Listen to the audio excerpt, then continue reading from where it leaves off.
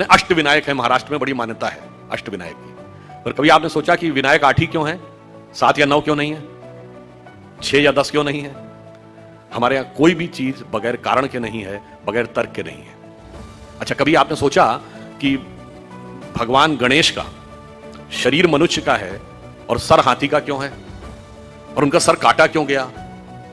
Sir हाथी का क्यों है, सवारी चूहे की क्यों है? दोनों में बहुत विरोधाभास नजर आता है ना। और उसके बाद यदि हाथी का सर है तो उनको एक दंत क्यों कहा गया?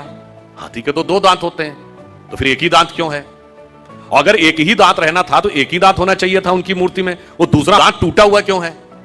और बल्कि जो आप वास्तविक मूर्ति देखते हैं उसमें टूटा हुआ दांत एक हाथ में पकड़ रखा उन्होंने। कभी आपने विचार किया कि ये क्यों है? इसमें से कुछ भी कहानी नहीं है, कुछ भी कल्पना नहीं है। और गणेश जी किसके देवता हैं? रिद्धि और सिद्धि के देवता हैं, यानी संपूर्ण सिद्धियां गणपति की आराधना से मिलती हैं। और गणेश जी पुत्र किसके हैं? शिव पार्वती के। और शिव ने ही सारे आगम ग्रंथ दिए हैं, यानी जिसको आप कहते हैं ना, आपकी चेतना के जागरण के सारे स्वरूप भगवान शिव ने दिए हैं। अब समझिए गणपति के सारे जो स्वरूप हैं इनका अर्थ और तात्पर्य क्या है। देखिए, भगवान गणेश का वह स्वरूप हमारे अंदर की जो वास्तविक चैतन्य ऊर्जा होती है उसके उत्थान की वह प्रक्रिया को प्रतीक रूप में दिखा रहा है। सबसे पहले सर कटना किसलिए जरूरी है? वह आप अंदर की यात्रा करके अपनी कुंडलिनी शक्ति को तब जागृत कर सकते हैं जब पहले आप अपने अहंकार को नष्ट करने में सफल होते हैं। तो आपका सर कटने का स्वरूप प्रतीक ये है। दूसरा, हाथी का ही सर क्यों है? क्योंकि हाथी की जो सूंड है, और आपने देखा होगा हमेशा गणपति की सूंड इस दिशा में यूं है, कभी ऐसे नहीं है। क्यों?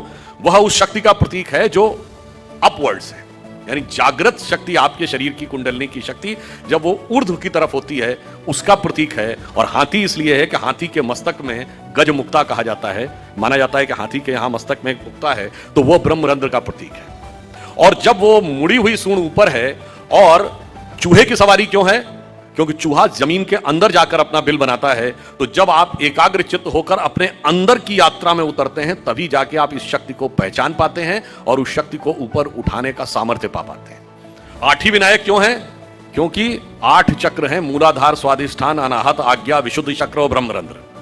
और अब एक ही दांत क्यों है? क्योंकि जब आप आज्ञा चक्र से ऊपर जाते हैं तब द्वैत के साथ वह यात्रा नहीं हो सकती, यानी संसार और ब्रह्म 2 में से एक को ही चूज करना पड़ता है। तो वह दांत टूटा हुआ क्यों है?